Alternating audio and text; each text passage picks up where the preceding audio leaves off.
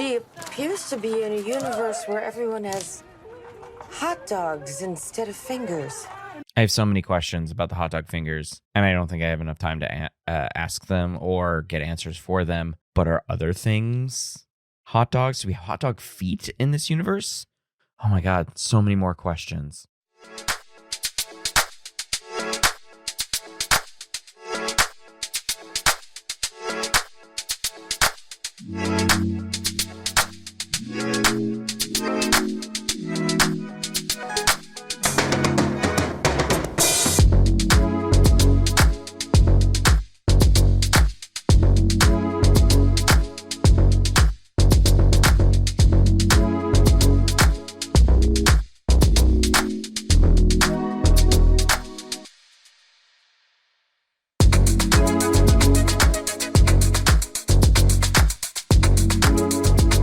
Hey, everybody, and welcome to the Cinema Psych podcast where psychology meets film. I am your host, Dr. Alex Swan, and today we are going to enter the multiverse through a nice, delicious bagel. That's right, we're talking the 2022 mega hit, Everything, Everywhere, All at Once, EEAAO. It sounds like I'm doing like alphabet soup with that. But we're going to have fun in the multiverse. This might be the only multiverse movie that ends up on the podcast. But you know what? It's a good one. It's a really good one. It was my favorite multiverse movie of 2022. It was not the only multiverse movie of 2022, which is weird, which is a weird thing to say. But coming out of the terrible parts of the COVID-19 pandemic, a lot of companies were just like, well, what if things were different? A lot of movie companies, I should say. What if things were different in other universes? And we get to explore that with an amazing set of actors and a very interesting and I would say wildly original idea that still has heart. It still has a plot that makes sense. It still has those character connections. There are arcs. It follows the traditional story sense where there's a rising action, conflict, and resolution. It's a really solid film. And if it weren't for the actors, and if it weren't for the Daniels, the writer director team, Daniel Kwan and Daniel Scheinert, it's an odd German one to say, but if it weren't for the Daniels and putting everything they had into this, and then finding the right actors, and specifically one actor that I'm just gonna give massive props to for giving him a chance, for the Daniels to give him a chance, and to just see him again. And that's Ke Huy Quan. He was amazing as a child actor in Temple of Doom, Indiana Jones and Temple of Doom, and The Goonies. And he had a tough time as a child actor, went and decided not to do much acting, but he's back again and he's doing it and it's amazing. And he was also really great in Loki season 2 as Ouroboros. So I'm happy to see him again, and he did a fantastic job coming back to Hollywood in a really big way. He plays Waymond Wang, who is the husband to Michelle Yeoh's main character, Evelyn Wang. And then a few other people that I want to mention before we just jump into the discussion here, because there's a lot to cover in this movie. There's a lot of psychological stuff to cover in this movie, which I think is amazing. So I already said Michelle Yeoh and Ke Huy Quan. We've got Stephanie Hsu, who plays their daughter, Joy Wang, but also, spoiler alert, the main villain, quote unquote, of the movie, Jobu. We learned that halfway through the movie, so it's not really a spoiler alert, but just in case you were like, why didn't you do that? Yes, Stephanie plays we'll call it the traditional sense of a villain, but honestly, Evelyn's own psychology and life decisions are essentially the other antagonist in this movie. I don't want to call it a villain. People make choices, and then we got to live with the consequences of those choices. And so it's not really a villain, but honestly, that's sort of how it plays out. And Joy ends up as Jobu being like the manifestation of those choices and where each of the family members led them, where their choices led them.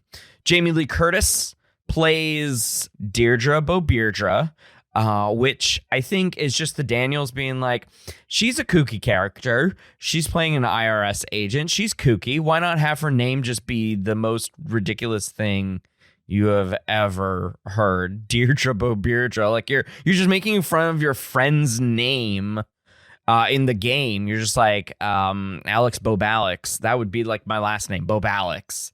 So that's really good.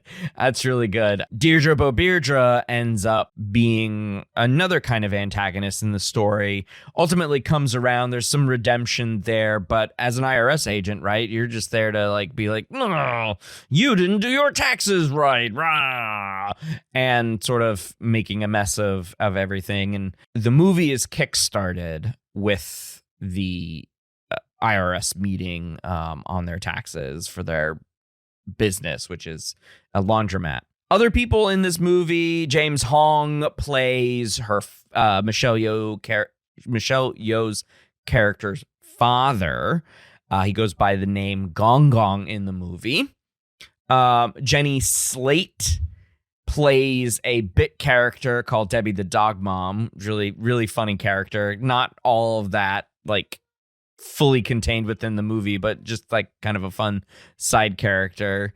Harry Shum Jr., for all you Gleeks out there, you Glee fans, he was one of the main characters in later seasons. He was a background character in a couple of early seasons. He was just a good dancer, so that's why he was in the Glee Club. He was just good at dancing.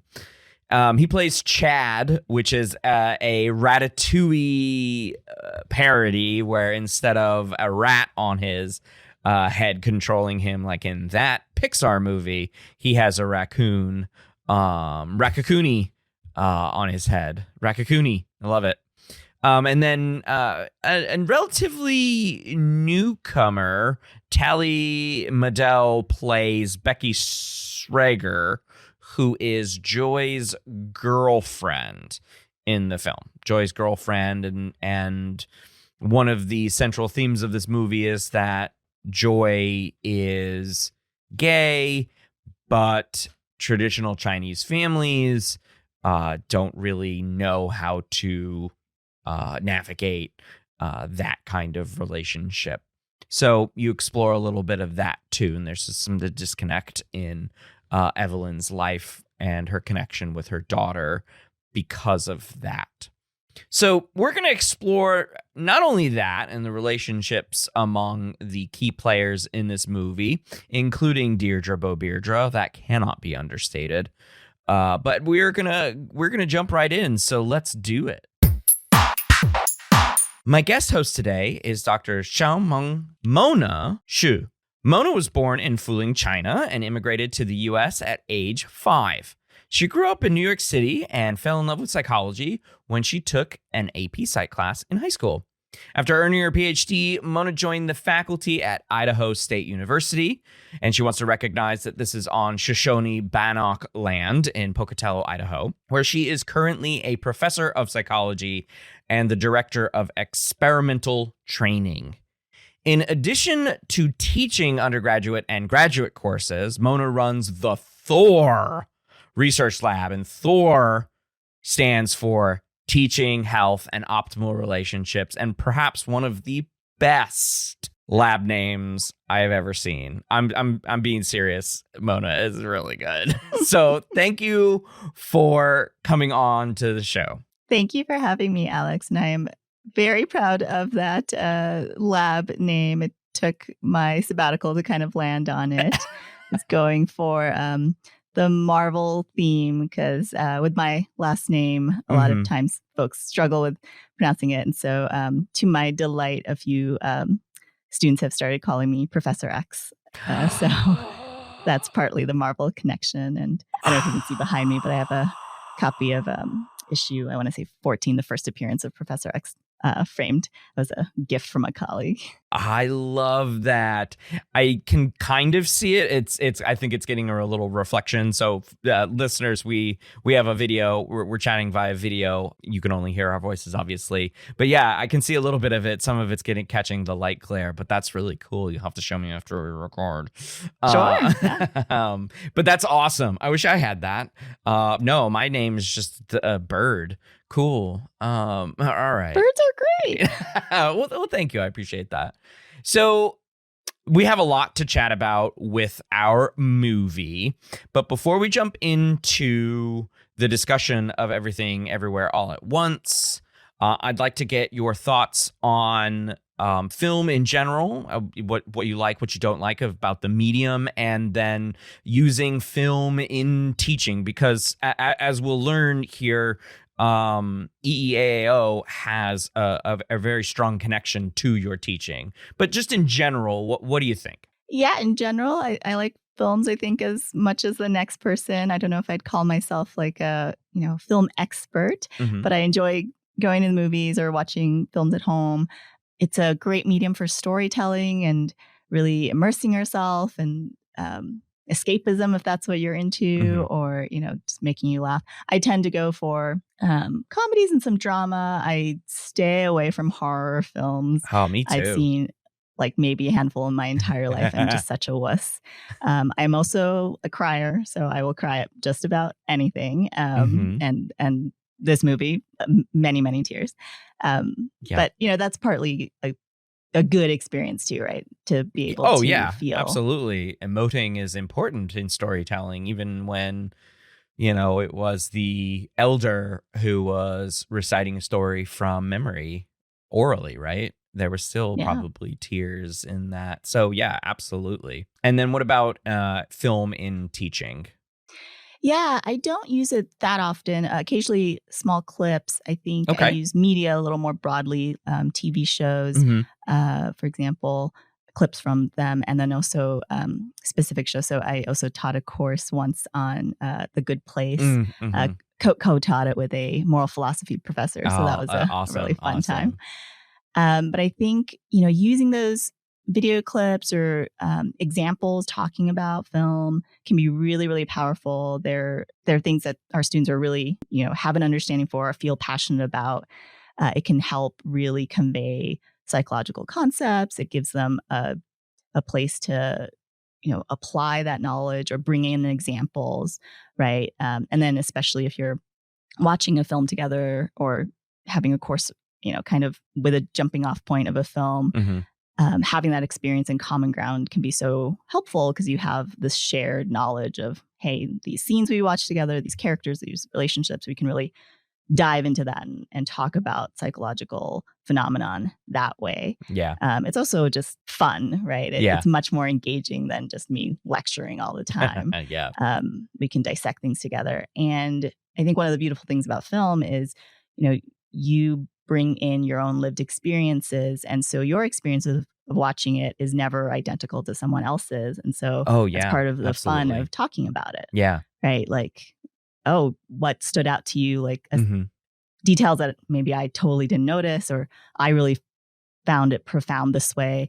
And maybe someone else is like, this was a terrible movie. Right? And then you kind of talk about like, okay, what's the disconnect here? And you get to learn about each other that way too. Yeah, I love that. I love that last part because I just asked both my Twitter network and my Facebook network. And my Facebook network, I have a lot of former students that I've connected with on Facebook. And I asked the question, what movie do you associate with me? This is kind of a meme kind question. Of going around social media right now. And a lot of my former students piped up in this in reply to this post, and they all mentioned movies that they watched in one of my classes, which is just like so heartwarming. I loved seeing all of their replies. And especially of the movies that they're like, oh my God, I can't get it out of my head. Why did you make me watch that movie? And so, yeah. So one specific one that I think I scarred my students for life was A Clockwork Orange. So that was an interesting one. But I want to just briefly mention that I love that you mentioned that you did a course on The Good Place, because a colleague of mine at my college also teaches a course based on The Good Place, in and around ethical reasoning. Yeah. So all of that moral philosophy, and then what does that mean for ethics? I just think it's such a good show to be able to like bring a course to, and it's so well so well done.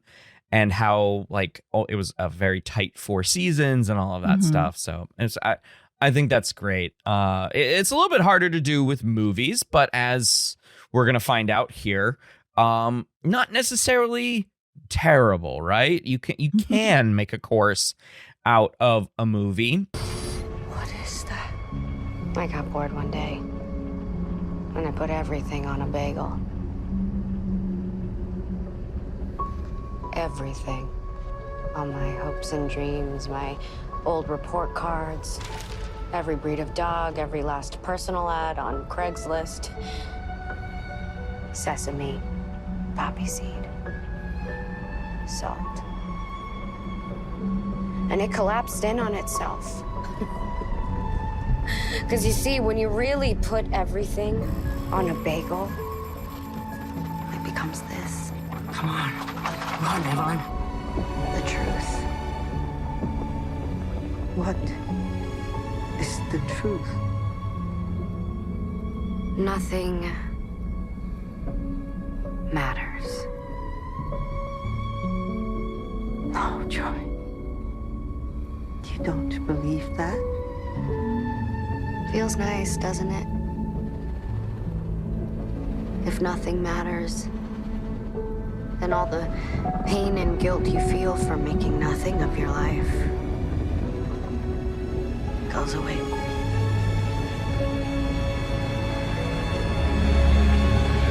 Sucked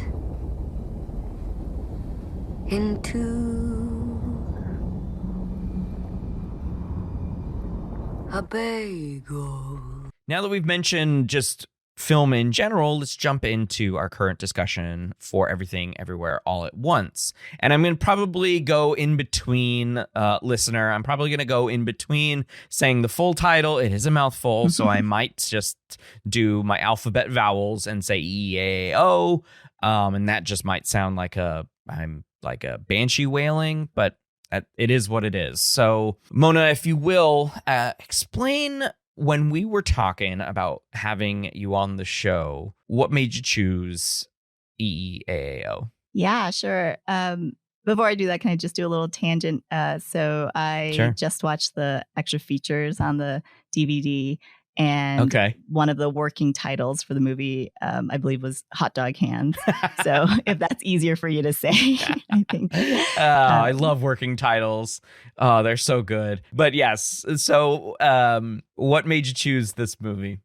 Yeah, so when you first reached out to me, I was, I think I had just started maybe co-teaching an honors course called Traveling the Multiverse, co-teaching it with my lovely friend, Dr. Colin Johnson, who's a political scientist. Oh, excellent. Professor, also a faculty at ISU. And so this was a course that used EAO, or Hot Dog Hands, as a jumping off point to discuss a lot of topics, and because it was an honors course that was open to students across multiple disciplines. There was only actually, I think, like 2 or 3 folks who are psychology majors.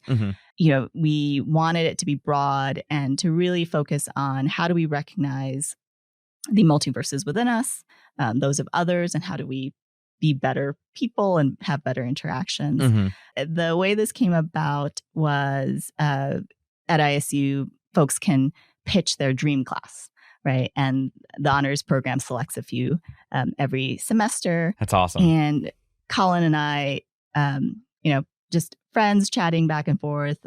We were just like, it'd be fun to teach together. Like, we get along well. We have teaching styles that kind of mesh but are different, so we'll learn from each other. And we bounced all these ideas off each other about like what we could teach on. There were so many things that we had overlapping interests in. Yeah. And then last year at Halloween, completely unprompted, unplanned, we ran into each other at a friend's party, and we both were dressed up from Everything Everywhere All at Once. And so we just immediately were like, this is the thing, right? So I was Evelyn. I had the googly eye on my forehead, and he was Deirdre Babirja with the hot dog fingers that he had gotten from A24, the production company. So they were like the official ones. And that's so awesome. Was, the official hot dog fingers. I love it. Yes. So, and then we just had a lovely summer, like meeting weekly to just talk about like, what would this class even look like? What are we going to talk about? What readings are we going to do?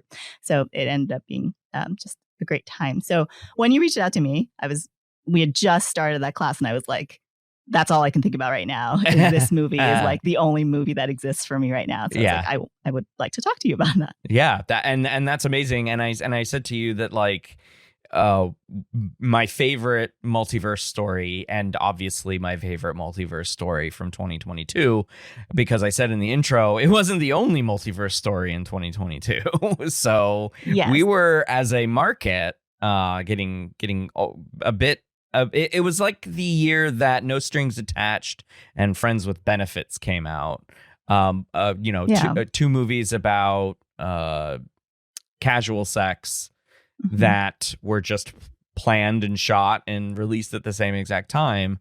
But this one does, the EAO does a lot better job of having a coherent system, and something that like at this point is still very much science fiction. And so it does, and it has a very good story with characters you don't see very often, right? Because they're East Asian. And even though there are, movies with central characters that are East Asian, they're usually not all main characters of East Asian descent.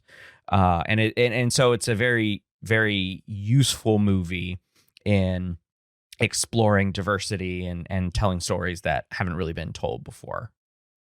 Yeah. And for me, just the representation of the characters, the actors, everyone involved in the film was fantastic, and just really awesome to see, especially so mainstream and so awarded, right? I think this is still the most awarded film of all time, which makes me very, very happy. I also love multiverse and time travel. Like, even if it's a bad movie, like I just like the idea that someone's going to play with that, and you might see something new, right? And you kind of, how's that going to go? Although sometimes like people write themselves into corners because it's like, then you just kind of.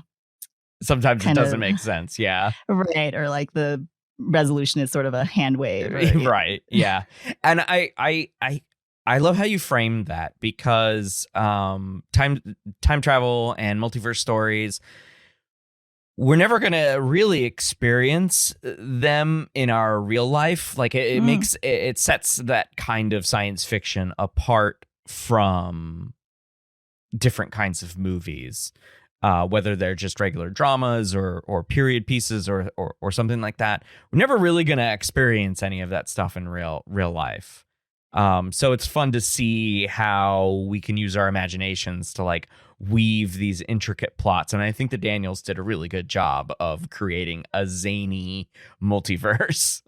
Yeah, I think it's the ultimate what if, right? You get all the possibilities that it's the everything bagel of every possible outcome. You also mentioned like connections to other movies too. What were some of the connections that you saw before we jump into the psych stuff that the Daniels did here? Yeah, I mean, I think there are so many, and I'm sure someone has compiled this and gone through it in detail. But I mean, some of the ones that stuck out to me, Raccacoonie. Oh, I love Raccacoonie. That is the best.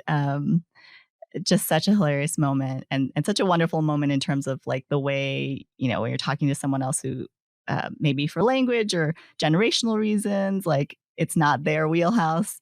They get it just slightly wrong. Like that's just such a perfect example of yes, trying to remember Ratatouille, but it's Raccacoonie instead. So that's all the sequences with Raccacoonie were amazing. When the movie was done, A24 did an auction of some of their props and stuff, and Raccacoonie went up, and Colin and I were like, oh, could we somehow get a grant to like purchase Raccacoonie? I forgot how much it went for. It went for like thousands and thousands of dollars, but I can imagine. For a little while, I was like, oh, that would be so beautiful to like show up on the first day of class and just have Raccacoonie. Oh yeah, that would be real. Under a chef's hat of one of you come walking in there like, and then it's under your chef hat. That would be great. Yeah, and then just, I mean, so many martial arts movies are nods to, and I think one of the really, really interesting things about Everything Everywhere All at Once is it's really difficult to categorize it. So when we started this class, we had a viewing for the students, and we didn't or they could watch it on their own. But actually about half the students in the class took it without having seen it.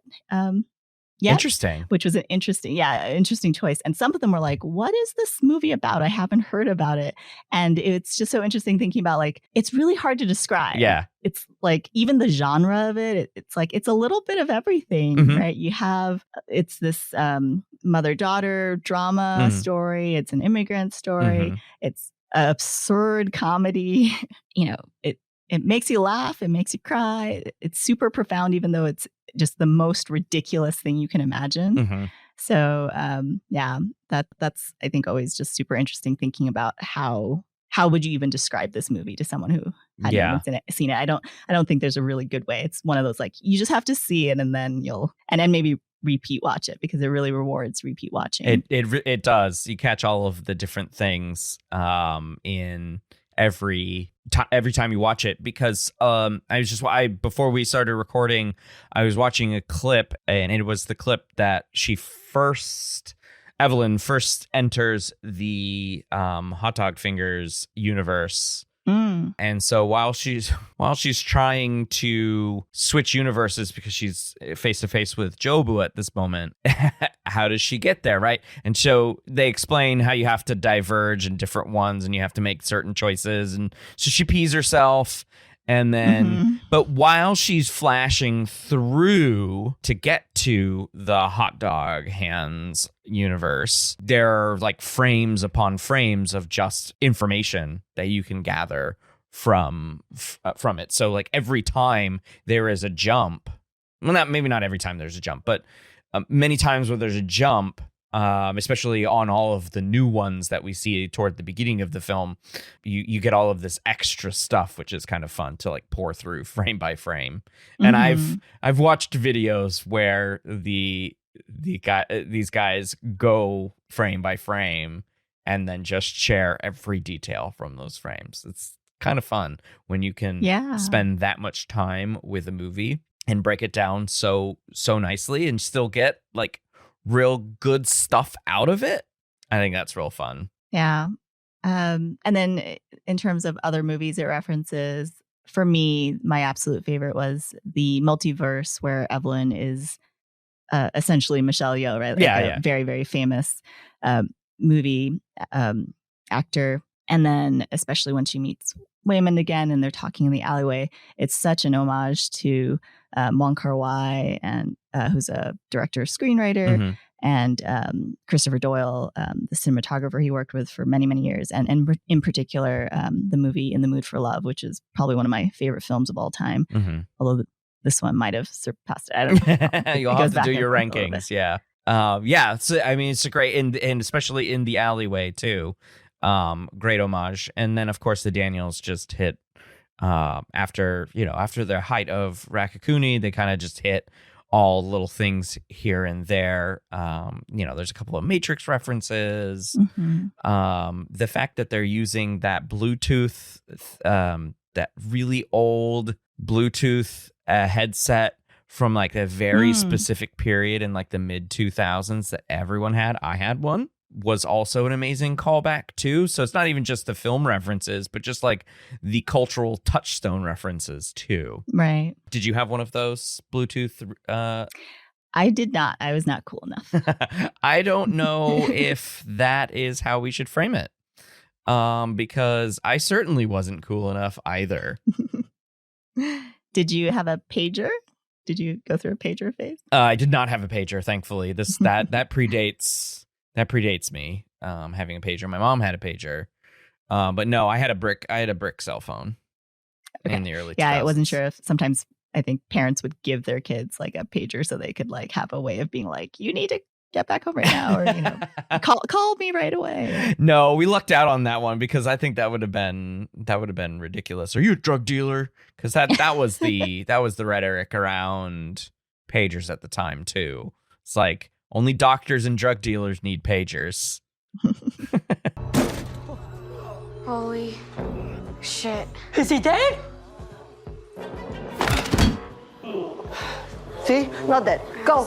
So let's jump into this first segment of psych concepts. And for the listeners, a lot of the stuff that we're going to talk about in these two segments on psych concepts do come from a lot of work put into this course by Mona, and she was gracious enough to share this stuff with us. So I just want to give her a shout out on this one because courses take a lot of work to put together, and we're not even going to get to chat about everything that they talked about in this course. And I'm sure if we had the time, we could. But of course, this can't be a 5-hour show. So for both our sakes and for your sakes, listener. So we're gonna highlight a few of the things that I think are central to the story and go from there. So this first segment, we're going to talk about self and identity, and specifically something that minority and marginalized groups have to do, which is code switching and code meshing in different aspects of their lives. And then in the second segment, we'll talk about one of the more fascinating aspects of the movie, which is relationships. So let's jump into self and identity. And you have, right off the bat, Mona, self-expansion. And I just know a little bit about this theory. So I want to kind of set it up as I explain it to my students in Psych 101 for everyone here. This is a very basic definition of self-expansion theory. Sure. And then I'll have you do me better, okay? Wow, we'll see. You might have it perfectly. No, absolutely not. So the way that I explain self-expansion is in relation to relationships, obviously, and how the self it changes in a relationship, and how we integrate our partner's identity into our own identity. And I have this image that is basically a Venn diagram of two circles. One represents you, the student, and the other one represents your potential partner or your actual partner, because some of them are in relationships, of course. And it progresses as as this image goes. The two circles start overlapping, and so by the end of it's like, I don't know, 6 iterations of this Venn diagram, and these circles overlapping, the majority of the identity is contained within the middle of the Venn diagram, as opposed to on the outsides of the Venn diagram. So that is to say that the diagrams themselves are explaining how a person's identity within a relationship can ultimately, and it's a process, can ultimately become more of your identity than the two identities that exist outside of the relationship or not in the relationship, if that makes sense. How did I do? Yeah, I think you did pretty well. So you're focusing on the second principle of the self-expansion model, which is about relationships. Mm-hmm. The way I'd sort of adjusted a little is 2 ways. So first, within that principle, one thing to keep in mind is that when the the circles are getting more overlap. Mhm. The circles themselves are also growing in size. And so if Okay. you look at that scale, actually, so you just want to be clear that it's not like the other person is subsuming your identity or vice Right, versa. right. It's that you're gaining, you're adding to the self content, and your Adding to sense it. of self is growing. Okay. But the model basically is a motivational model that says, principle one, people are motivated to add positive content to their self-concept. Mhm. So who am I today? I'm motivated to add good things to that by gaining resources, skills, perspectives, feeling more self-efficacy, that I can do things. And the way we do that is through principle two, sometimes by engaging with others and including their identities into our own. So what you were talking about. Okay. But there's been the last maybe 15, 20 years, a lot of research also on self-expansion outside of the relationship domain. So you can self-expand on your own. Oh, okay. I I wasn't aware of that. Very cool. Yeah. In the workplace. Okay. So, your identity as, a professor, Okay. your hobbies, your identity as a musician or what have you. Okay. And the way that often you add these positive pieces to the self-concept is through engaging in experiences that are novel, exciting, challenging, interesting. And then slowly you gain more and more identities, and your sense of self and what you think you're capable of doing hopefully expands. So would you say then that doing this podcast would be self-expanding? There we go. For me? Yeah, I would guess so. Yeah, okay. I mean, if I were to ask you, who are you, Alex, and ask you to write things, would podcaster be on there? Probably. Yeah. Yeah. So, and that might not have happened immediately, right? The first episode you recorded, maybe that wouldn't have been the case. But the more this becomes like, part of who you are, and the more hopefully you at this point, I would assume you feel very confident in your abilities to produce a podcast because you've produced so many episodes by now, right? Sure. That's very kind of you to say. We'll see. You're still doing it. That's so a little self-deprecating. Sort of... I kind of keep myself in check by being self-deprecating. But you're right. I do feel more confident in being able to produce it, have conversations with new colleagues. You and I met for the first time last year at the ACT conference. And so, having these quick conversations about, hey, you like movies? Oh, you do the movie thing. And then it's like, and then we go from there. And so, yeah, I mean, not to get too deeply into me, but let's bring it back to EAO. So if we're applying self-expansion to the characters in the movie, who would you say engages in these kinds of behaviors? Yeah, I think we see pretty much everyone do it whenever they're verse jumping. Okay. So if we focus on Evelyn, what we get to see is just a massive amount of self-expansion happening to her, right?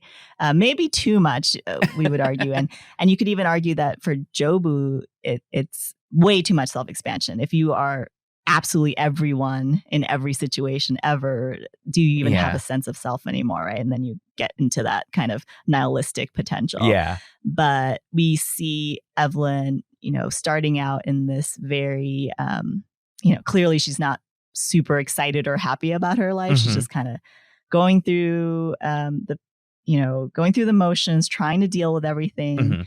And she gets, even before the verse jumping starts, the one time we see her kind of get a bit of joy is when she's watching that kind of soap opera or whatever movie is showing that we later see a hot dog finger version of. Right. You can see her kind of daydreaming, right? And then later she gets to live that when she gets the movie star multiverse experience.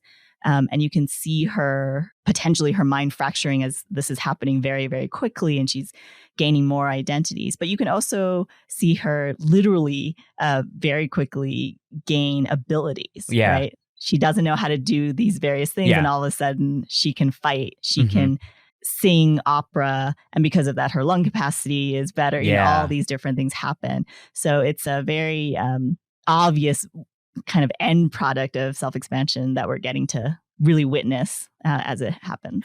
I'm intrigued by what you said about her mind starting to fracture and the use of the word identity. So, of course, identity is sort of an ambiguous word, right? And we use it, especially in psychology, we use it for a lot of things. But those two things together just make me think of dissociative identity disorder. And I'm not that I'm equating like too much self-expansion is pathological or anything like that. But I just thought it was interesting how you kind of melded those two terms together, and it just switched something on in my mind that like it's entirely possible. This is from just this in-universe kind of logical consistency. It's entirely possible that if somebody could not handle that they could maybe fall into a heap of psychosis. Yeah, I don't know if there's any data to suggest that. Oh, yeah, I think no, I doubt what typically would happen, I mean, Evelyn is just sort of like thrown into the situation where she can't really help it. Typically when you have potentially like too much self-expansion, like it gets overwhelming, like too many new experiences, you will almost certainly like automatically kind of pull back a little. Right. Yeah. Right. Although, I mean, there might be situations which you can't. And on the other side of things, if things get really boring and just, you're just unmotivated, it might be really helpful to try to add some more excitement and novelty to your life. And everyone's level is different, right? So when we think about like the possibility of doing interventions with self-expansion to enhance relationships or enhance other things. So some of my research has shown that self-expansion is associated with better behavioral health outcomes in terms of physical activity, weight control, etc., smoking, cessation.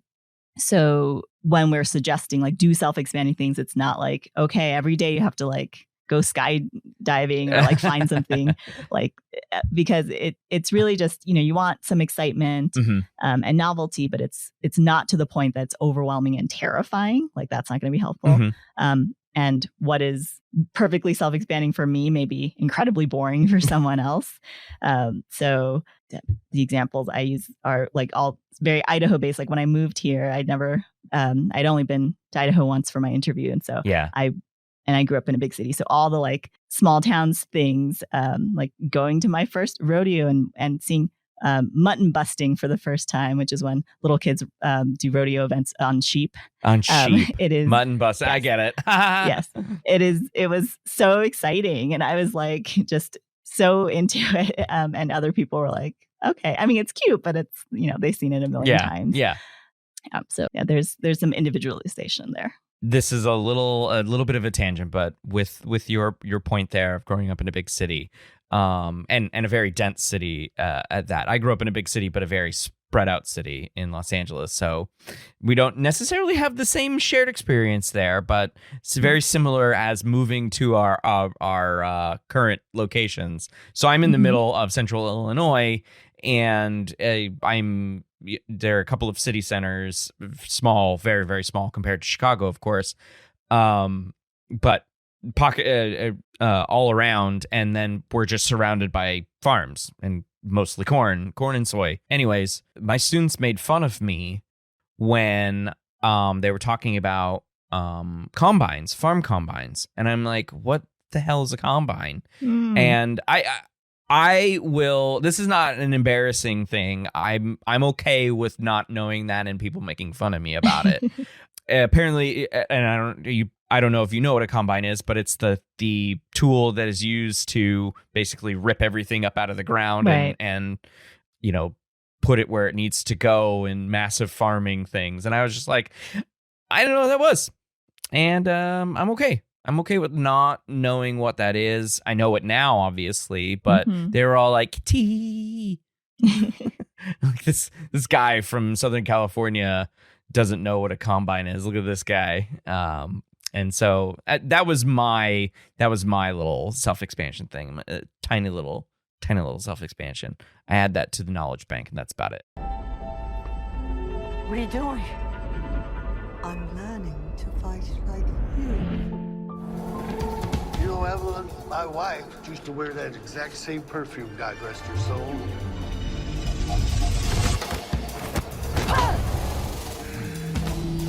These are direct indications that there's an impingement on the nervous system. With a little bit of help, we should be seeing things that are nice and straight. You might feel a little sore, but everything's looking pretty good. Thank you. I have a question for you to bring it back to the movie.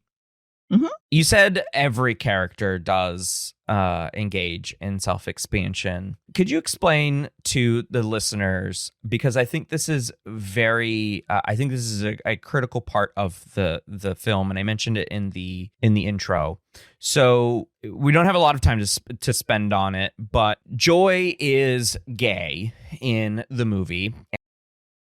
So Joy brings her girlfriend Becky to meet the family because Becky was going to stay with Joy's grandfather. And so I mention how in the intro to this episode, how it's explored in the movie as a delicate subject because traditional Chinese homes, and please correct me if I'm wrong, don't necessarily understand different non-heteronormative relationships, and so it was going to be a difficult conversation to have with her grandfather. So my question is, at the end of the movie, do we see Gong Gong engage in some self-expansion with how he engages with Becky? I think we see the start of it potentially. We don't see enough of their relationship. Sure. Really has very little interaction with Becky. But I think just knowing like that his grandchild is queer, that is going to make him have to rethink some things, hopefully. And then if he continues that, then, especially if, Becky stays as, part of his life, maybe part of the family, like that is, that is one way that we add to our identities, right? When we say, okay, now I have this reference of like, yeah, my such and so my, my granddaughter's partner, right? My granddaughter is queer and has a partner right now.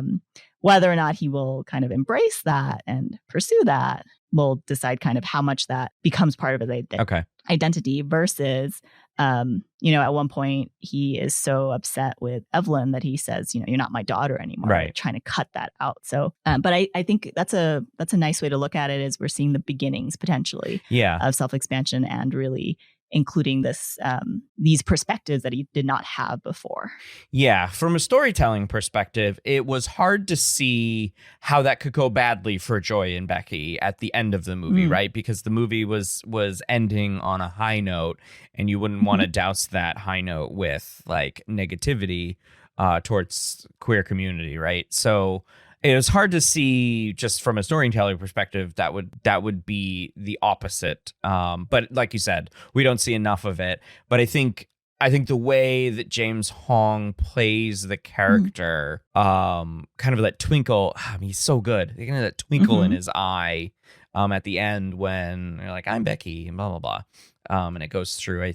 I'm hoping the characters. We probably never meet these characters again, but I'm hoping that they engage in that he engages in that self-expansion. And so a sort of corollary to this is the second concept, the second broad category that I wanted to bring up. But before I do that, did you want to add anything? For me, one of the really beautiful bits at the end, when, Evelyn kind of corrects her mistake from earlier in the movie where she cuts off Joy to, interrupt her to say, oh, Becky's her good friend. Right? But now she's introducing, no, this is Becky. She's Joy's girlfriend. But she turned out to be stubborn, aimless, a mess, just like a mother. But now I see it's okay that she's a mess. Because just like me. 阿爸，呢個係 Becky，阿 Joy 嘅女朋友。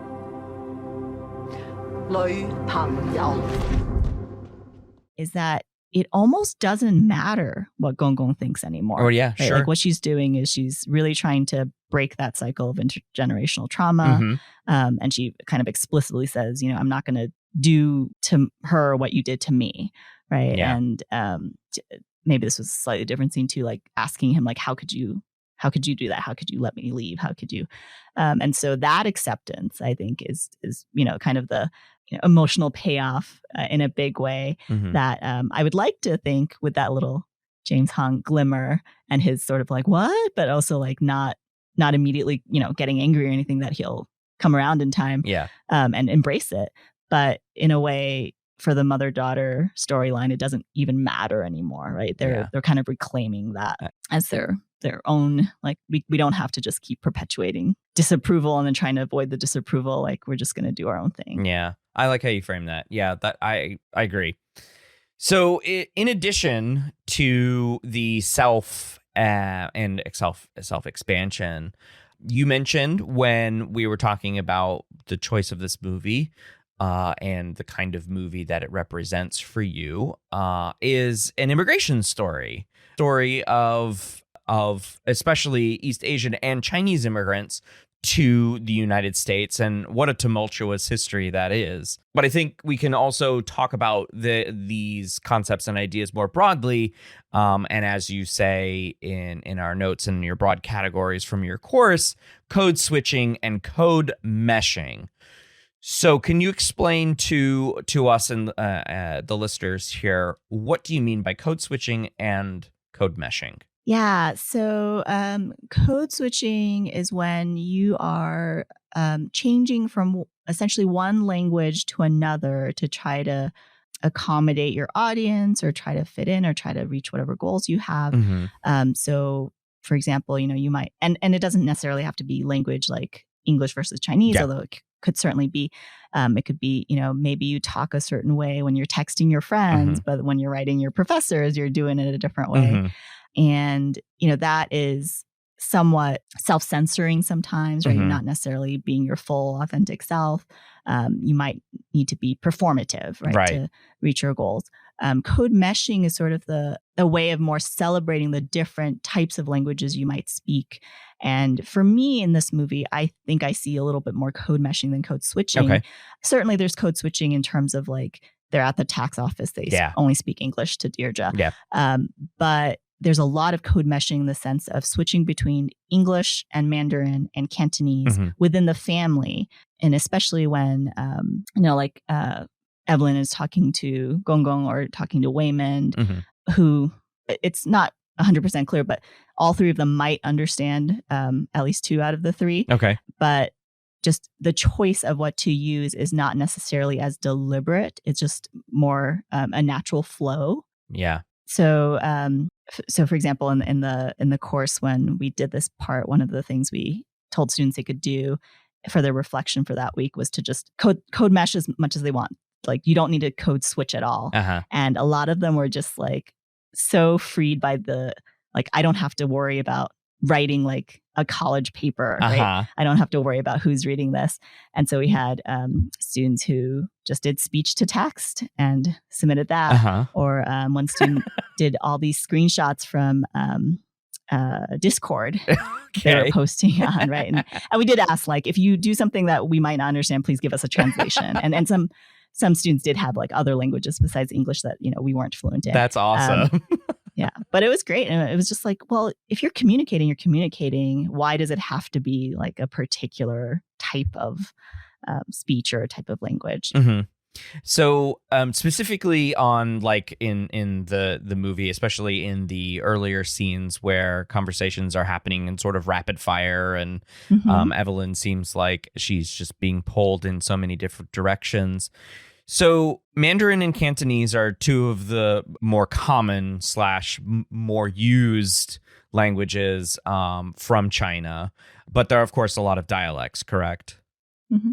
Yeah, I think so. Actually, I'm not a linguist, so I think they might be different dialects of the same language. Interesting. It depends on how you're defining language. Gotcha. Writing wise, they're the same. It's just the pronunciations are different and still vastly different. That it's like I speak some Mandarin and can understand it. And when I was watching the film, I didn't particularly need the subtitles for the Mandarin bits, although it was really helpful to have them. And I would notice immediately, like sometimes there's not quite accurate translations, or although that might be on purpose. And I think actually adds this additional layer of like you get two meanings sometimes if you have that bilingualism. But I'm not trilingual. The Cantonese just sounds like a foreign language to me, right? So interesting. Yeah. So I had learned a long time ago that Cantonese and Mandarin were quite different. And correct me if I'm wrong, but Cantonese is more or less spoken primarily in Hong Kong and the surrounding regions. Yep, it's more common in those areas. And then Mandarin is like more or less the major city centers north of Hong Kong, I would imagine. So Shanghai, Beijing. Right. And I think it's sort of like the more official, especially the kind of Beijing Mandarin is, like BBC British. Is so English is the kind of official dialect. But you have dialects everywhere. Where I was born, there's also a Sichuan dialect, which I also cannot understand. And so when I visit my family there, they're all like, okay, switch to Mandarin for her. Okay. So would you say then this is a typical experience of Evelyn then having to switch between Mandarin and Cantonese depending on who she's talking to in her family? Yeah, it looks that way. So Gong Gong, for the most part, I think only speaks Cantonese, although he might understand Mandarin. I don't think we hear him speak Mandarin. We hear him speak Cantonese. And then we also hear James Hong speak English. Yes, Alpha Gong Gong Alpha speaks Gong Gong. English. Right. And then I'm not sure if Waymond ever speaks Cantonese, but he definitely speaks Mandarin and can understand it. And then they all, Joy, Evelyn, and Waymond all speak English. Joy speaks a tiny bit of Mandarin, but not very much, which allows for that scene in the beginning where Evelyn just kind of shoves her aside, and because she can't think of Joy can't think of the word for girlfriend, right?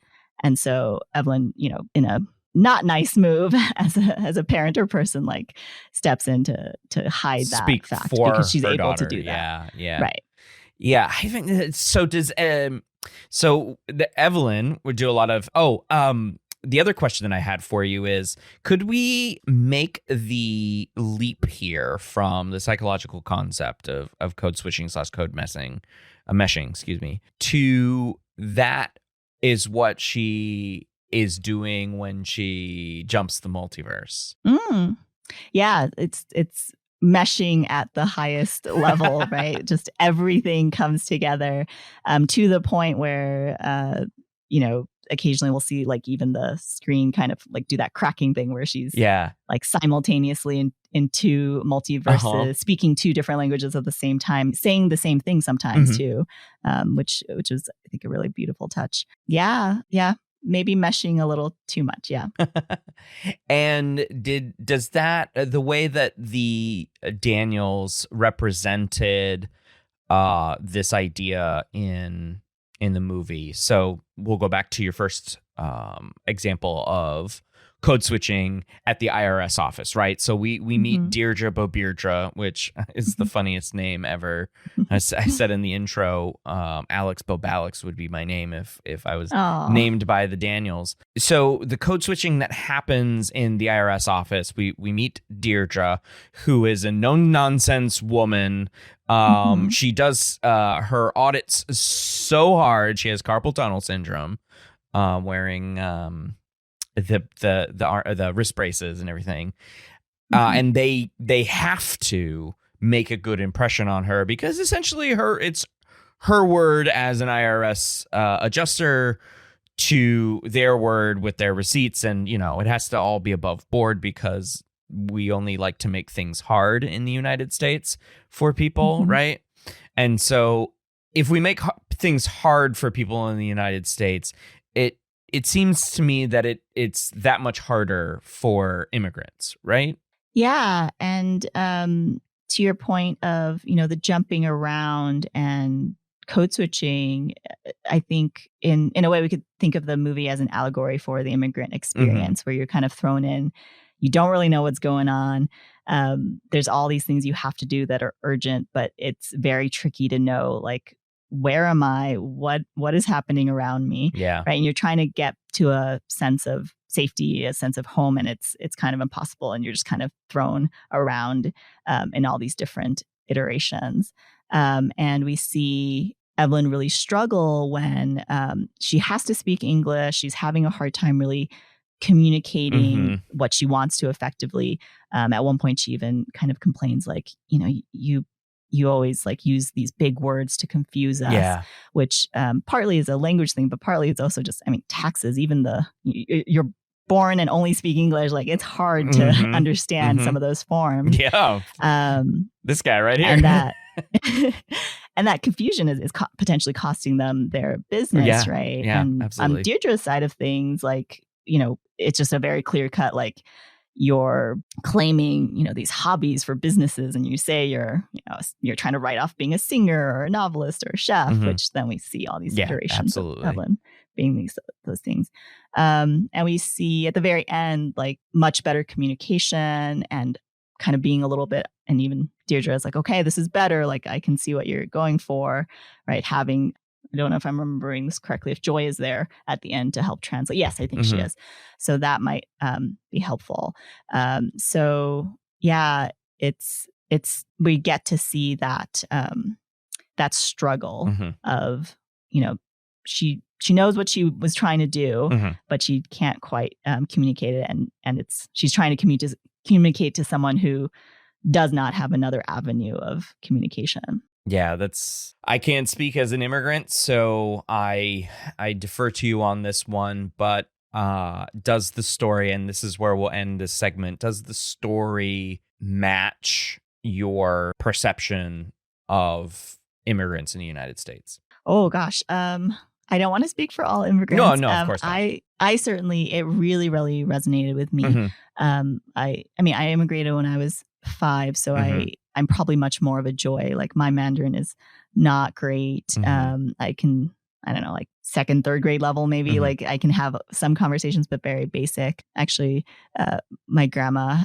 loves to tell people when I visit China, like, she has a PhD over there, but she's illiterate over here. Oh, that's she rough. Thinks that's hilarious, which is funny. I think I agree. That is it's funny. Like, yeah. It's a little humbling being like, oh, I'm a foreigner when I visit my hometown, right? Like, but yeah, I think I saw a lot of myself in Joy and my mom and my parents' generation in Evelyn and that struggle. And I know in interviews, or maybe it was in the DVD stuff, Daniel Kwong talks about like writing this movie was partly like writing his mom and like their generation. But like them being in one of the Daniels' movies, like they would just be so confused all the time. And that is very true to the immigrant experience of everything is just a little off, right? Because you've left, you're trying to learn new things and they don't really make sense. And you end up with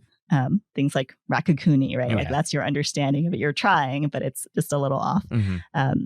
So for me, I thought it was just such a, it really resonated. It was such a beautiful encapsulation of that experience, the experience of the intergenerational differences as well. So with going back to queerness, like Evelyn in the beginning thinks that she's very progressive because she's comparing herself to her father and like quote unquote his generation, right? He just won't understand. We can't tell him. And by the end, she actually does get a little more accepting. And I'll share, this was also very resonant to me because I identify as queer as well. And I only came out sort of, more publicly last year. And this was the movie that got me to come out to my mom in part because I was just like, this is, it's worth the talking. Like no matter what. And she reacted great. It wasn't wasn't bad in any way, but there's a lot of reservedness in Chinese culture where, you just don't talk about these things, right? Well, on that note, I think that's a great note to end this segment on. So we are going to return with the second segment with Dr. Mona Xu, talking EEAAO, everything, everywhere, all at once. Stay tuned.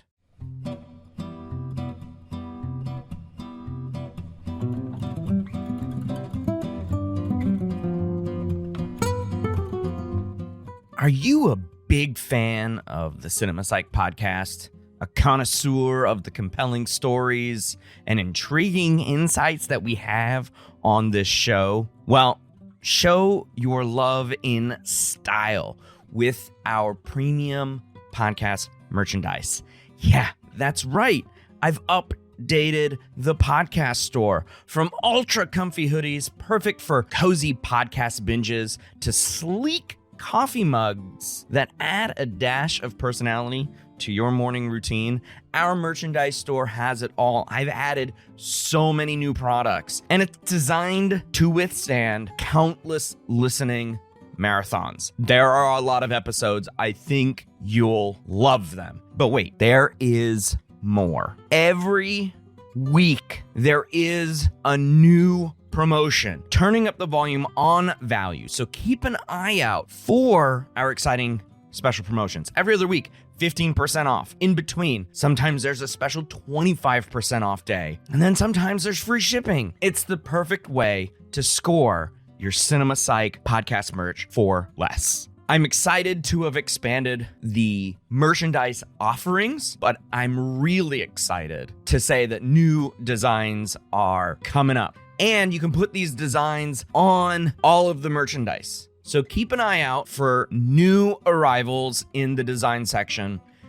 So don't just listen, wear it, flaunt it, live it. Visit our merchandise store at cinemapsychpod.swanpsych.com/store to shop your love for the Cinema Psych podcast today. Remember, every purchase goes directly to supporting this show. And of course, thanks for listening to this show. I love doing it. Now let's get back into it.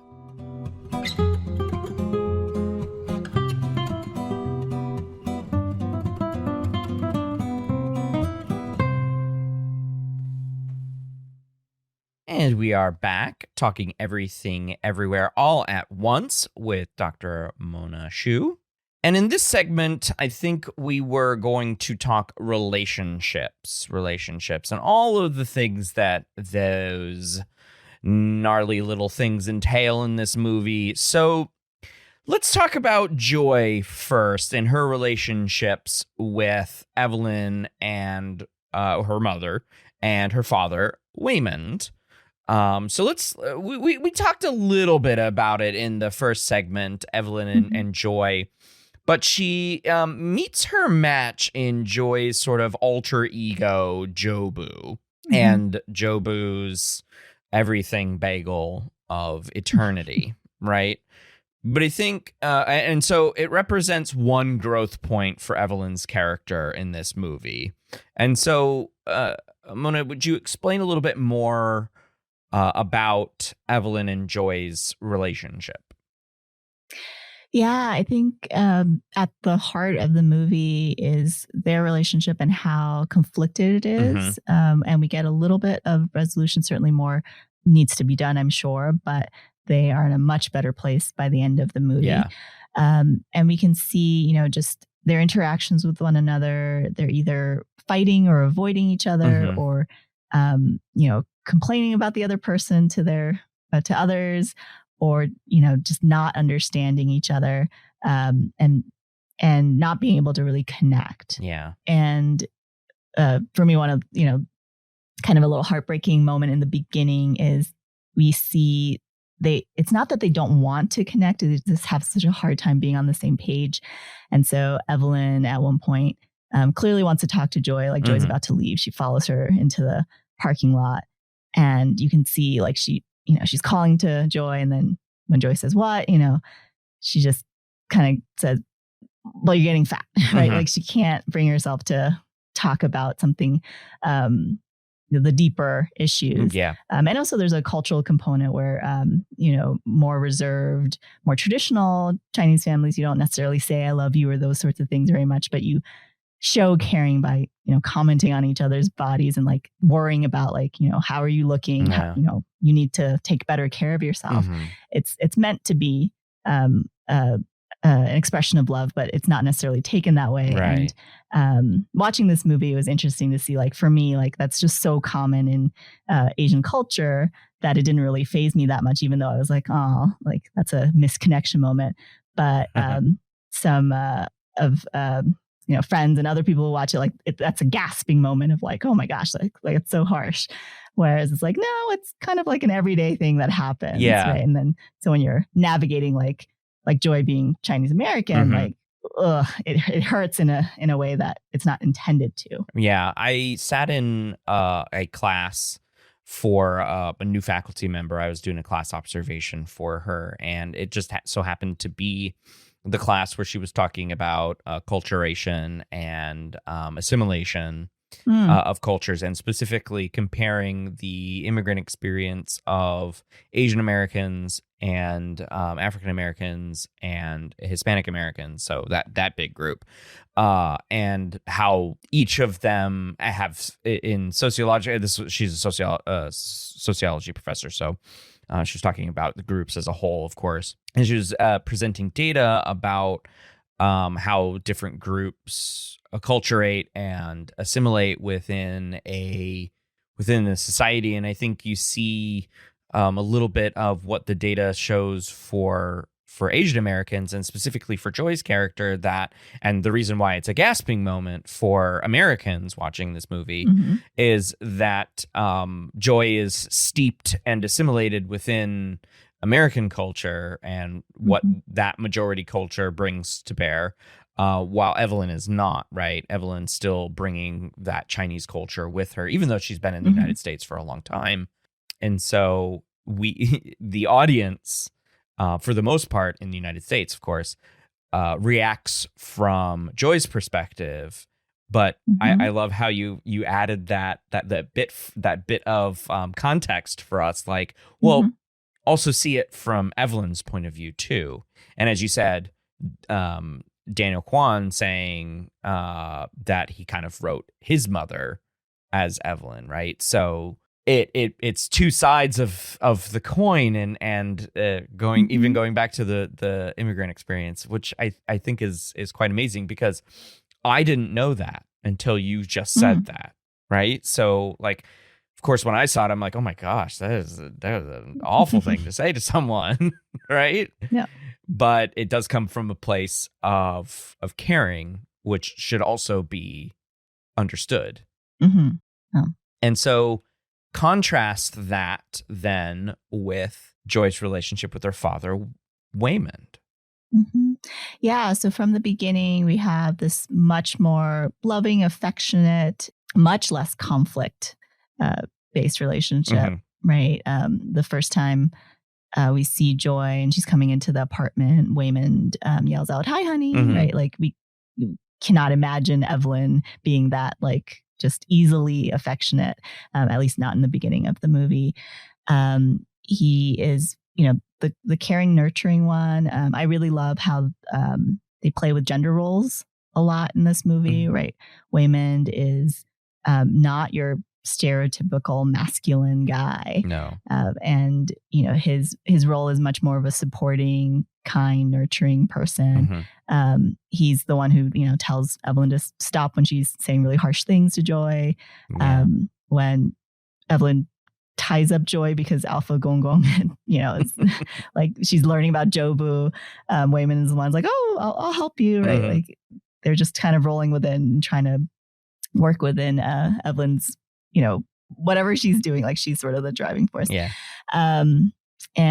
So I really, you can see that difference. Although I will point out that the movie does start with that tiny scene where we get to see in the mirror all three of them functioning like a happy family. Right? They're singing karaoke together, and it was cut, but we get more of it on the DVD. What they're singing is Barbie Girl, actually. But Aqua, right? The Aqua Barbie Girl. Yeah. Okay. I love it. So, it's such a choice. Yeah. And Evelyn at one point in the shot is like covering Joy's mouth. And I think it's the line like, "Undress me everywhere." She doesn't want her daughter singing that. And it gets cut later, but like, I think they were going to end the movie on that parking lot scene where they kind of finally, Joy and Evelyn finally reconcile. They find the karaoke machine in the parking lot. It might be broken, but they pick up the microphones and start just without music or anything, just singing Barbie girl together. And then I think like everyone in the laundromat does too. It's a great scene. I recommend that as a deleted scene, but hopefully I'll have to see if YouTube has it. They usually have those featurettes on YouTube. So I'll see if I can find that. Yeah. There's a couple of other really nice things that I was like, oh, I could see why they took it out or for time. But if they're singing Barbie Girl, maybe it's not on YouTube because the movie industry, or not the music industry. I mean, oh man, so good. That's true. But I think Waymond, as you say, is the more nurturing parent of the two of them, and he kind of acts as a nurturing sage. I want to use sage, but I don't know if I want to use nurturing so abundantly. But it kind of like that. Like he's there to be the emotional support, where we see Evelyn being the more stricter parent, and like making sure that things are done when they're supposed to be done and done properly, and she kind of does that for everyone too, right? She kind of snaps at everyone in the movie. And that could be coming from a place of depression as well, right? Because irritation is is an emotional symptom of depression. It's not just I'm sad, but I'm also irritated by everything. Yeah. And Waymond seems to have more of a lackadaisical or happy-go-lucky kind of approach. It just struck me like I don't think we get to see who, if it was both of them, but like the choice of Joy's name. But Evelyn, especially in the beginning of the movie, like there is no joy in her life. Like she's all about, I got to get these things done, and I'm annoyed at everyone needs to be efficient. She's very irritated by even Waymond putting googly eyes on things, which he's doing to like try to cheer her up, and but he's embracing joy and dancing with the customers, and just excited and enthusiastic about everything and everyone. And for Evelyn at that point, she doesn't see the point of it's just a waste of time and energy if you're doing these joyful things, right? Because we got work to do, we got serious things we have to do. Life is serious business. Yeah, even if you name your daughter after Joy. Right. Which is a great little writing thing, right? Having a character be abstract ideas that the characters are also trying to deal with, and that being a source of conflict, because not only is it a meta commentary on joy itself and happiness, but also literally a character is a source of conflict. Which is is great writing, which is why this movie works so well. Mom, just stop. Good for you. You're figuring your shit out. That's great. I'm really, really happy for you. But I'm tired. I don't want to hurt anymore, and for some reason when I'm with you, it just hurts the both of us. So let's just go our separate ways, okay? Just let me go. Okay. Wait.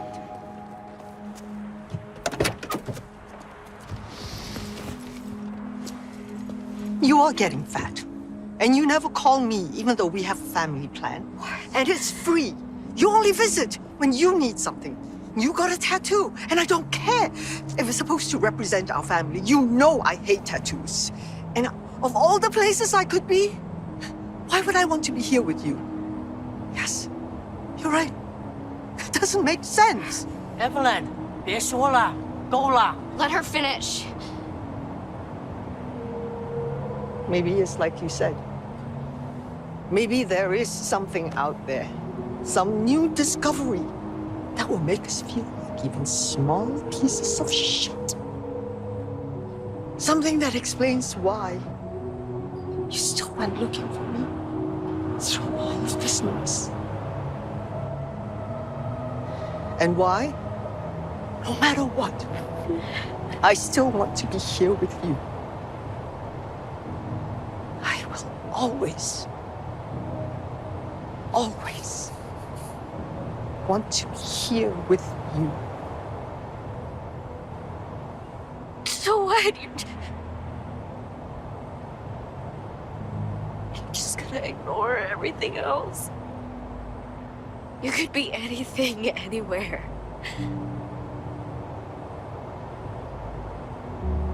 Why not go somewhere where your daughter is more than just this? Here, all we get are a few specks of time where any of this actually makes any sense.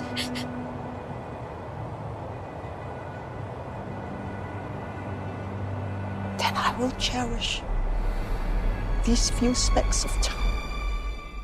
And so before we move on to the main relationship in this movie, let's talk a little bit more. Let's go back to Evelyn and her father, Gong Gong. But we talked a little bit about how the two of them sort of ended in the film. Like Evelyn sort of just cuts in and it's like girlfriend, and everything is good from there as far as I'm going to take a stand against my slightly overbearing father in sort of the main universe that we start with. But we also meet the Alpha universe, Gong Gong. And so what is his role to play in the relationship with Evelyn and her actual father? Yeah, I think, you know, he's another iteration of her father. And while he's quite different in the sense of, you know, he speaks English, right? He's very take charge, much more, you know, he's in the wheelchair, but he's, you know, saving them. He's a fighter, right? He's in this leadership position in the Alphaverse. He's still very much in a similar spot in terms of treating Evelyn poorly, you know, berating her, for example, because she won't kill her daughter. Like he gives her one of those box cutters, right? Yeah. And you know, how can you kill Jobu in every universe if you can't even kill, you know, one in this one? And I think what's really interesting is when Evelyn in our multiverse, our universe, you know, stands up to her father in the laundromat. It there's also like cuts to, or there's also her standing up to Alpha Gong Gong, you know, when Joy is getting towards the bagel, and sort of saying like, I'm not, like, treating them both the same way in terms of like, I'm not going to let you make me do this to my daughter. I'm not going to let you do, or I'm not going to do what you did to me, to her. And really standing up to both versions of her father. And we see, you know, Gong Gong maybe come around a little in when he finds out about Becky. And then in the Alpha Gong Gong, like ends up helping, like try to bring Joy back from the bagel too. So she's kind of successful in both fronts. So what did Gong Gong do to Evelyn, like in our universe? So her let's see. So she said, you know, how did you let me go? How on earth did you do it so easily? So when Waymond is telling her like, hey, let's go to, you know, start a life together, it seems like he let her go, and then it seems like it took a really long time for them to reestablish a relationship. So it's, I think, only like one or two scenes where we see her like calling him and trying to, you know, like, you know, why won't you like talk to me? And it seems like he kind of was really like, if you leave, you know, I'm done with you, kind of a thing. And they're only now at the beginning of the movie, like, she's, even though he's living with them and she's taking care of him, he's not treating her like a daughter. He's, barking orders at her and like, where's my food? And, berating her all the time still, right? Yeah. Like clearly he thought she made the wrong decision to go. And we do get that universe where she ends up choosing to stay, and they seem to have a more, typical relationship that way. We also get the universe where she blinds herself and becomes the opera singer, and he's involved in her life by maybe helping her with her, managing her career. Yeah. It's quite interesting too, because, he's got some, we'll call it gall toward the end of his life, being in a wheelchair, to, act this way toward his daughter.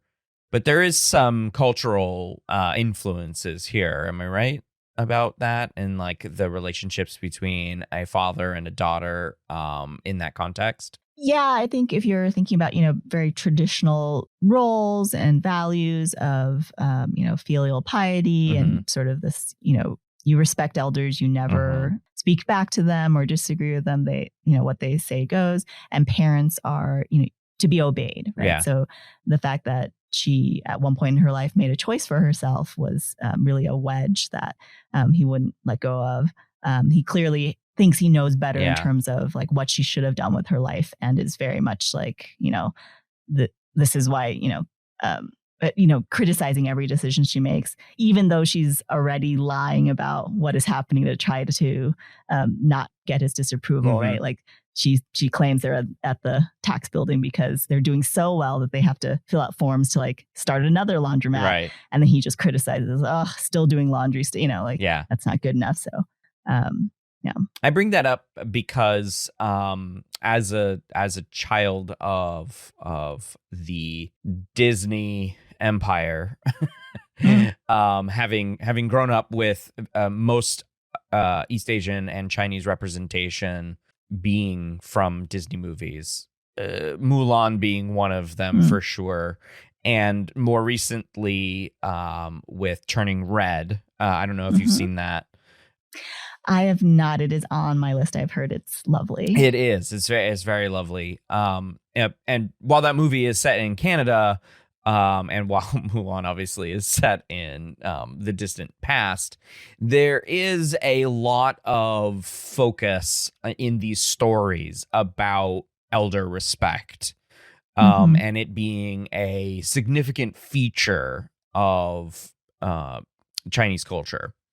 And so that was mainly the reason why I was asking, because it sort of translates into the media that we see, right?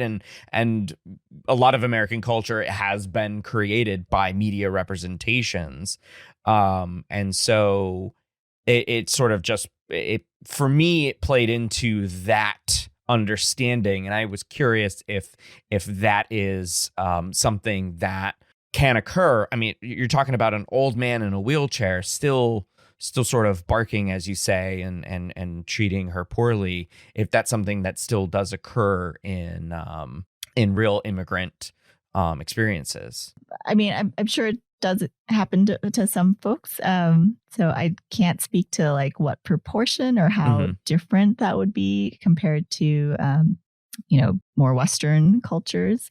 But I think, in more communal, collectivistic cultures where you value elders, it's sort of just, it's similar to the comments about, body size or something. You kind of get used to it because it's just sort of like it's part of the process, right? And you also do have, so I don't know if you've seen The Farewell. It's this wonderful movie with Awkwafina. I think the tagline was based on a true lie. You also do see younger generations kind of doing things that in the West we would not really agree with in terms of making like medical decisions for elder folks and then lying to them about that to kind of protect their feelings. But making that as sort of like a family decision. It's the tagline is because it's based a little bit on the I believe the director's life. So like partly it's something that they did with her grandma. And so I don't know if her grandma ended up seeing the movie and figuring it out, but so it's not completely like top down. You just, but there is a sense of like you have a duty to each other. Mm-hmm. And sometimes it comes out in a way that's harsh. Mm-hmm. And so from a parental or elder point of view, when you're being harsh, it's not to be cruel. It's you're trying to improve the lives of people that, are important to you. And if they're making the wrong decision, you better let them know Gotcha. so they can try to fix it. Right. But, in our more individualistic and also like follow your dreams kind of cultures in the West, that seems very like atypical of like, someone else plans out your life or knows better than you and you're supposed to just follow. Yeah. If I'm making a bad decision, well, that's my bad decision to make. Yeah. Right. And it's not anyone else's duty to prevent you from making right. that decision. Absolutely. Yeah. That's the logical end there. Yeah. Okay. Very cool. I don't know. The only thing I do know is that we have to be kind.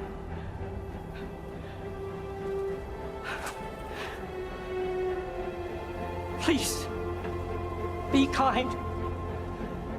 Especially when we don't know what's going on. 我理解到你不是一个服输的人，我又何尝不是？只是我们选择的处理方式不一样。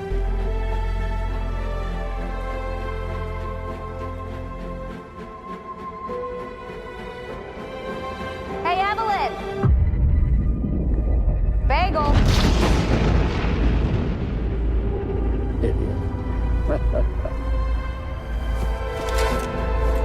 You can still turn around and avoid all this. Please, be kind. It's too late to win. Don't say that.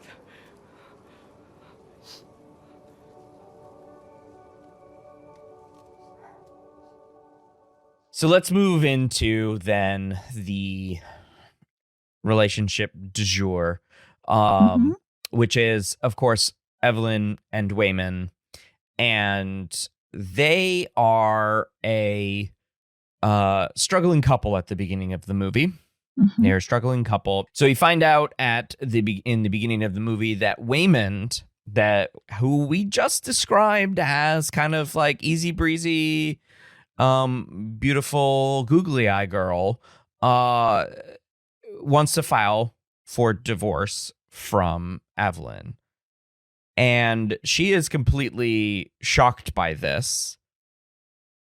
And we're all thinking to ourselves, how is she shocked by this? We just watched 10 minutes of them, like, just completely at odds with each other's characterizations. Why would that be grounds for divorce? Obviously, we don't know everything else because that's not contained within the movie, but why wouldn't there be divorce there? So what is going on between Waymond and Evelyn in this movie? Oh, that's a big question. Yeah. So I think, if we're coming in with our, what we think of as ideal relationships, especially in Western contexts, they don't have that, right? She is so not responsive to him. First few minutes, she doesn't even really look him in the eye. Mm-hmm. He's trying to talk to her and she's just like, I need to do these other things. Mm-hmm. And we later find out he got the paperwork in part because he just wants to talk to her. Mm-hmm. Right. And, when he doesn't have something serious, she doesn't give him the time. And I can't remember if it was a family member or a friend, someone else he knew filed or had divorce papers and it got them talking. So he's using it as a commitment strategy of like actually saving the relationship. It's a bold strategy, Cotton. Yes, where she, feels like it was a surprise, and he's very surprised when she at one point just signs it and goes, "Okay, fine," right? Mm-hmm. And then we have another bit where they do have a conversation about it, and he's, crying and saying, I know. Essentially, I know I ruined your life, and we shouldn't have gotten married. And and she's coming out of her shell a little bit to say, like, I've never said that. And he's like, you didn't have to. Like, I see the way you look at me, and I see the way he sees the way that she treats him. And it's very clear, like, what he would like when they first enter the building for their tax appointment. He sees an older couple very, like, lovingly, just I think one of them's like using the restroom, so hands over the bag for the other person to hold, and they kiss, and there's just such a lovely wistful look. Ki Hui Kwan is an amazing actor. And then we get the nice return to that at the end of the movie, where they're going back for a second tax appointment, and Evelyn kisses him, and it's a nice callback, and we see the progress that's been made. But it's clear he wants, a partner who's responsive.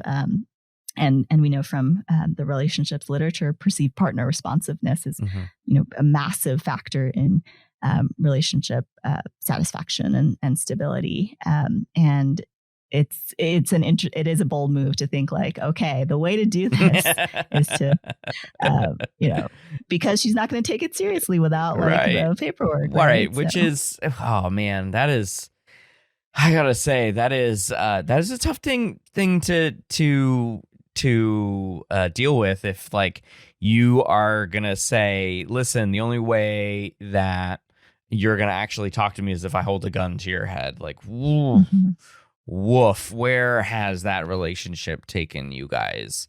And I wanted to point out the way that they converse in the alleyway that we talked about as an homage to the other film, and how this was after the movie premiere, and they're all dressed to the nines and everything like that. And they're just like, they're talking to each other, and they're not together because they made different life choices.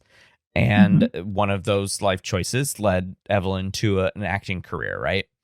And so they're talking to each other. And the thing that I extracted from that scene was when you're with someone and you're with them for a long time, and as I have been with my wife, we've been together for almost 20 years now, married for coming up to 14 years.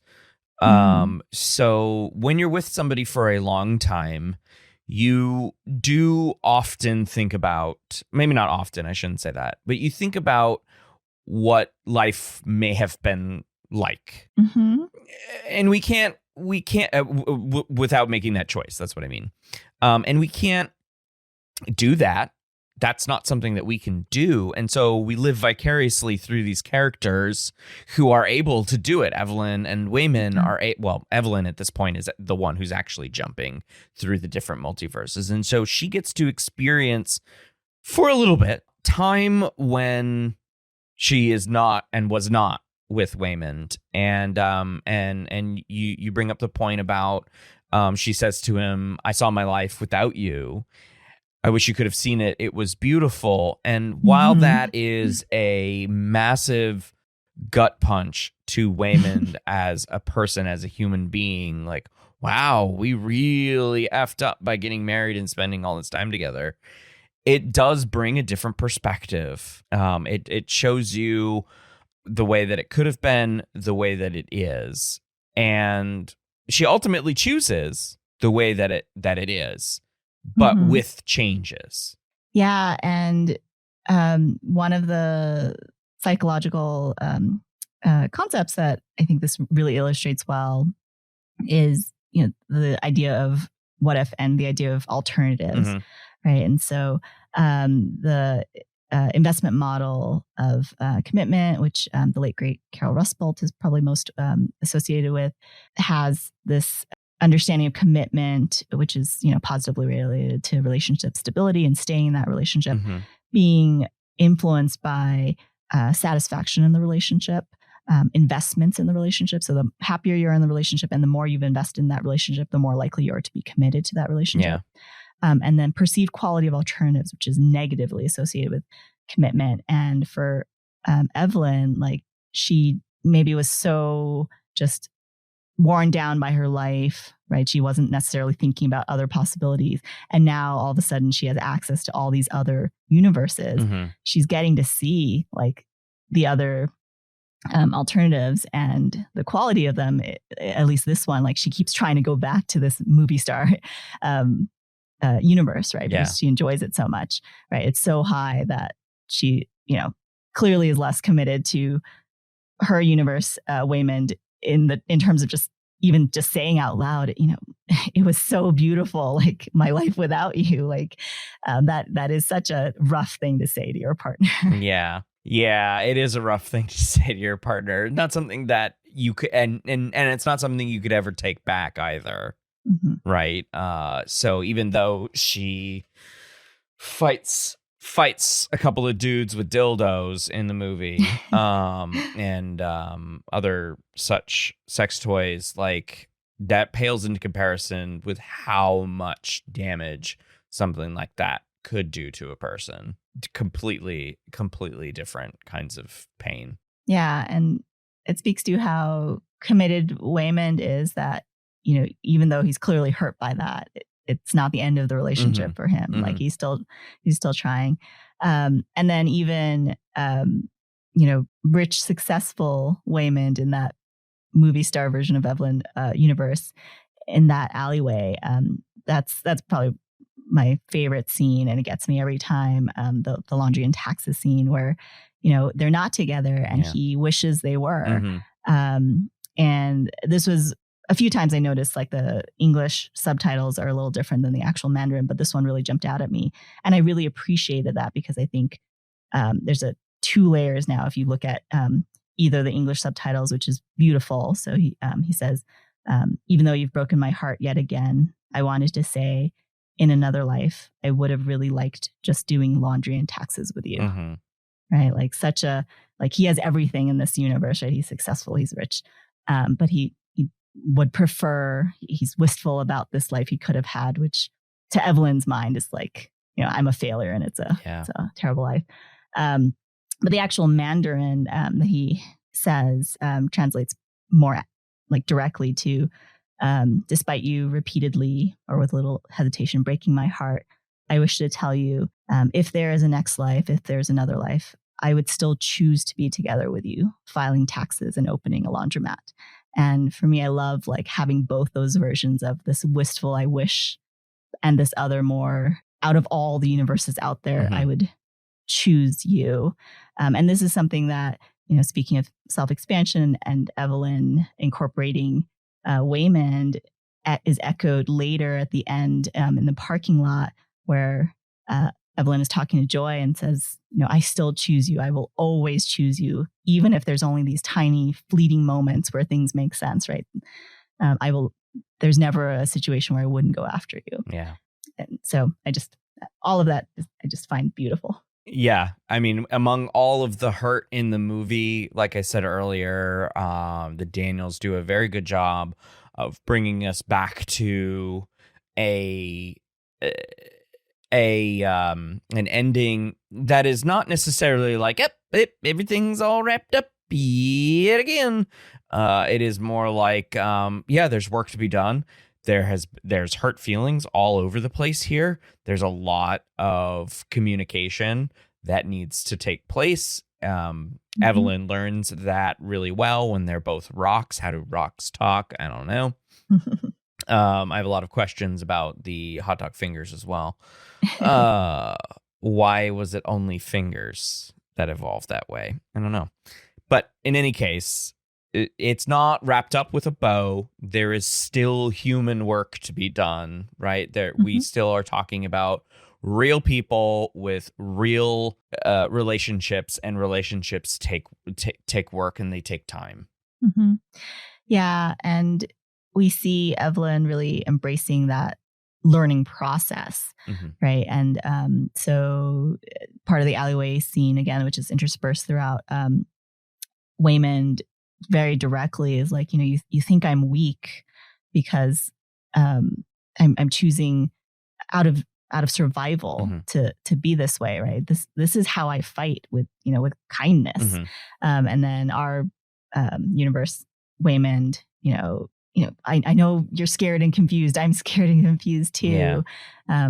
I don't know, but all I know is we have to be kind, right? Please be kind. And maybe an ultimate example of self-expansion, Evelyn recognizing like there is value. It's not just like, oh, my silly husband, right? Which she uses that phrase a few times. But rather like she's embracing, she, takes a googly eye and puts it on her forehead. And she decides to be kind to people instead of fighting them. And she actually says at one point, I'm learning to fight like you, right? So she's embracing these aspects of Waymond, which are not weak, and are really actually what's needed to pull Jobu from the brink and to start healing their family. Yeah. Be kind, a mantra for the future.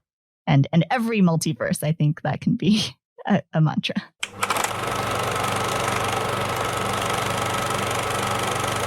I want to thank Dr. Mona Shu for joining me to discuss Everything Everywhere All at Once, EAO. Before we say goodbye, Mona, is there anything that you'd like to plug for our listeners? Where can they find out more about your work in the Thor Lab? Sure. You can find out more about me and my lab at my lab website, shulab.isu.weebly.com, or just go to Idaho State University. I'm going to link it in the show notes so they can just click right on there. Yeah. Great. Thank you. And I will plug our 2 Ph.D. psych programs, one clinical, one experimental. Right. I particularly have a fond spot in my heart for the experimental program, as I'm currently the director. And then just, I don't know if it's a plug, but just be kind to others and yourself, right? We're all navigating all these multiverses within us, and everyone has these inner lives and identities that we can never fully understand. So the best way to try to make it through this world together is to be kind. Such a great message. I'm glad you added that as your plug. I opened the floor to the guests, and you came swinging. I love it. So thanks again, Mona. I really appreciate you coming in talking this movie since we both adored it. I appreciate you coming on. Thank you. It was lovely getting to, nerd out about something that I loved for quite a long time. And that's going to do it for this episode. Until the next one, thanks for listening.